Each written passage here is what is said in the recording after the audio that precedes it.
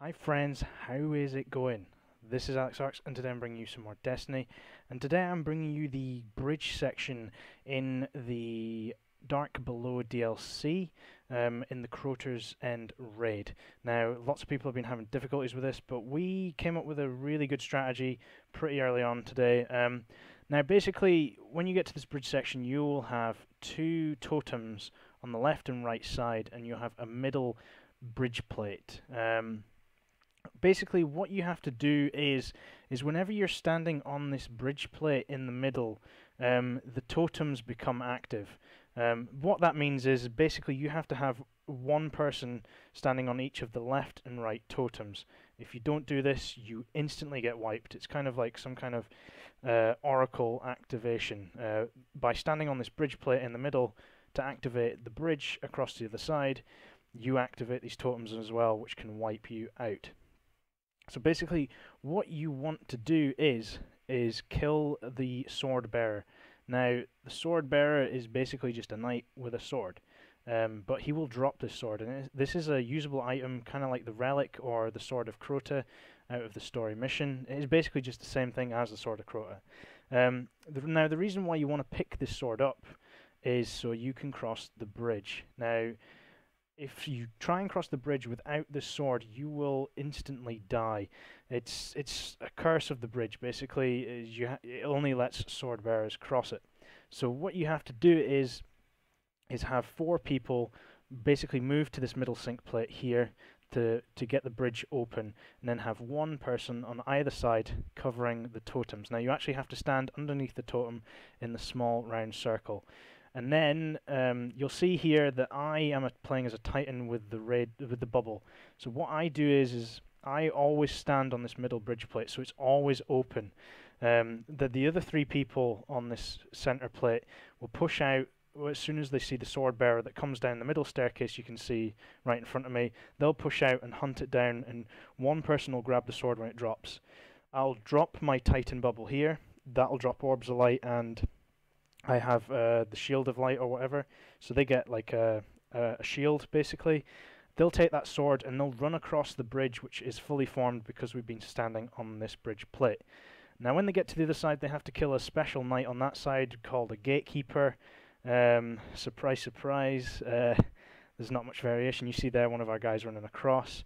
They run across, they kill the gatekeeper with the sword, and after a short period of time that sword will disappear. Now you have to kind of make sure that if you're going across, you are killing the gatekeeper with your sword, because once that sword disappears, you cannot damage that guy any other way.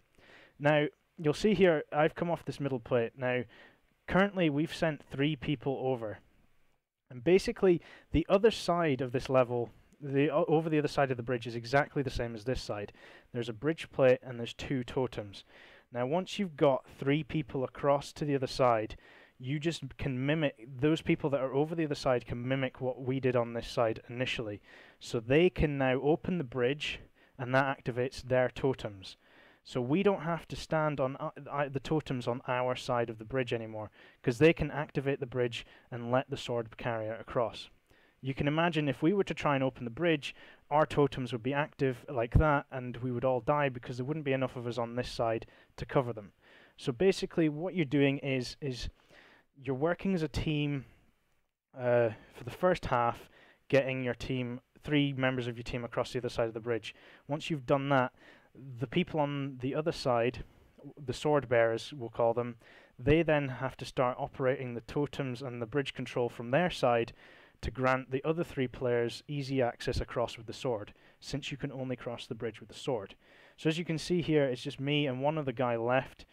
We are left kind of struggling with all the ads, while the other guys on the other side are opening the bridge for us, and their totems on their side are being activated because they are using their bridge control.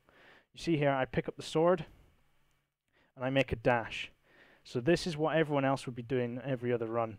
You see, when I stand on that plate, the totems on our side would activate. You can see here, someone's obviously activating the bridge control in the middle, and there's a guy on each side covering the totems. Now I have to kill this gatekeeper right here. Basically just go up to him and smash R2 like you've never smashed a button before, and it stun locks him and you can get him down pretty quickly. You'll see the sword disappears after a certain amount of time, of use, and that's it. And it's basically just a rinse and repeat. You've just got to make sure that you're only standing on the bridge control when you need it. Now, at the first part of this this part of the raid, it's easy enough just to have 4 people on the bridge plate at the on the first side. That's because you've got everyone there. You know, you can have one person on one totem, one person on the other, one person holding the middle, and 3 people just hunting down the sword carrier. However, once you get to a 3 versus 3 split, i.e. 3 sword carriers have gone across and you've got 3 still remaining on the other side, the sword-bearing side, the guys that have gone across the bridge already, then have to take up the mantle of the controls for the bridge, because they have the numbers to do it, and you know, it's easier for them to do that. It becomes a bit hectic here once you've got everyone across. You've got to make sure that whoever picks up the sword gets across the bridge as quickly as possible to take out the gatekeeper, because one will spawn every single time a sword is dropped on the other side of the bridge. So once everyone has come across, get off the bridge controls, the totems go down, and then you just get attacked by a lot of thralls. They're just chewing you from all angles, basically. So you'll see we get rest here, and the best strategy we found was basically just run up the stairs and sit at the top. Now the door is closed. That's the door that goes through to the first Crota fight. Now, ideally, you really do need a Titan. The Titan is so helpful during this whole raid. You can pop the bubble on the bridge plate or the totem poles, you know, just to give you extra defense, and it's quite useful here. You get attacked by a lot of thralls, and then 2 ogres come round from the left and right hand side. It's just basically just kind of sit back, work as a team, and just kill off everything, and that basically completes this part of the raid. So basically, just to go through the bridge part again, because I know I've probably not explained it greatly, it is kind of complex, but basically whichever side you are on, you've either on the original side of the bridge, or you've grabbed a sword and you've gone across to the other side. Basically, there are bridge plates in the middle and 2 totems either side. Now you can open the bridge from either side if you've gone across or you've not gone across. You can open the bridge from either side, but if you are standing on the bridge plate, the totem poles will activate on your side. So what you want to do is initially, when you've got all 6 people on the first side, is have 4 on the middle bridge plate to activate it quickly, and 1 person on each totem, just keeping the totem poles kind of deactivated so they don't insta-kill you. Then 1 by 1 you send people from the middle plate to get a sword once you've killed the sword keeper, and then to run across the bridge you've made. These sword carriers then have to make sure they kill the sword keeper, the gatekeeper on the other side. It's just a big fancy night. They're not too hard. Just batter R2, just slap them down, and it's well good. Just remember, you've got to be quick on that though.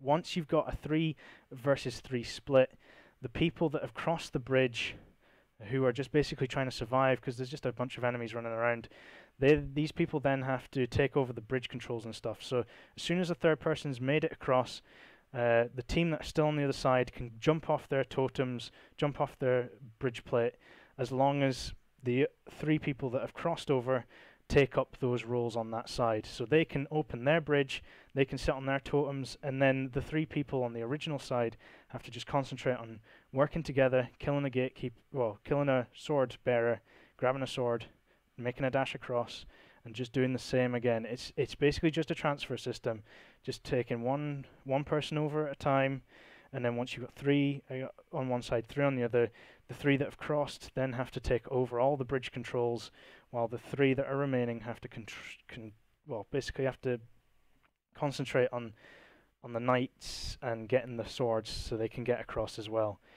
Short answer is, it is a confusing one. If you do have any questions, please don't hesitate to ask me, because after having spent a while doing it and completing it once, I know exactly how to do it, but maybe explaining it clearly it's one of those things you kind of have to show people. But basically, if you stand on the bridge plate, the totems will activate on the side that the bridge plate is being activated on. So it's a case of only activate your bridge if you need to get a sword carrier across. When you've got 6 people on one side, just chuck all 4 people onto that middle plate and have one on each totem, because it's just a big security policy. Just ensure there's always one person on that plate, so the bridge is always open. Once you get down to just 3 people, you can then leave the bridge controls up to the people that have crossed over and have already taken the swords across. And then the people that are remaining can just concentrate on getting hold of a sword and getting across the bridge that is being formed by the sword team that have already crossed. I hope this makes some kind of sense. I've gone through that like 3 or 4 times now. You know, feel free to rewind the video, watch it again. Like I say, it took us probably about 30-40 minutes to figure this one out. It's quite smart, but it's quite annoying at the same time. But it's cool. The enemies are level 31, so they're a bit tougher. I definitely recommend the Vex, and if you've got a Titan, definitely get him in there and use that bubble to, you know, the best use ever. I did get a bit of raid gear, a chest piece. I think I show it off here. I put it on for you. The Willbreaker's Resolve. Pretty smart. It goes up to 36 light. Definitely be leveling that up. Anyway, guys, I've been AleXarcs. This has been my little guide to the bridge in CROTA'S End. Like I say, if it doesn't make sense, I can do another video. You know, if you want, just play the video without my audio and just pay attention to what I'm doing. Try and see where people are moving. But in the end, it's not really that difficult. It's just coordination with teammates and having good weapons and good strategy, which this is. Anyway, guys, I will catch you later. I've been AleXarcs. I'll catch you in my next video, man. Bye. Sorry.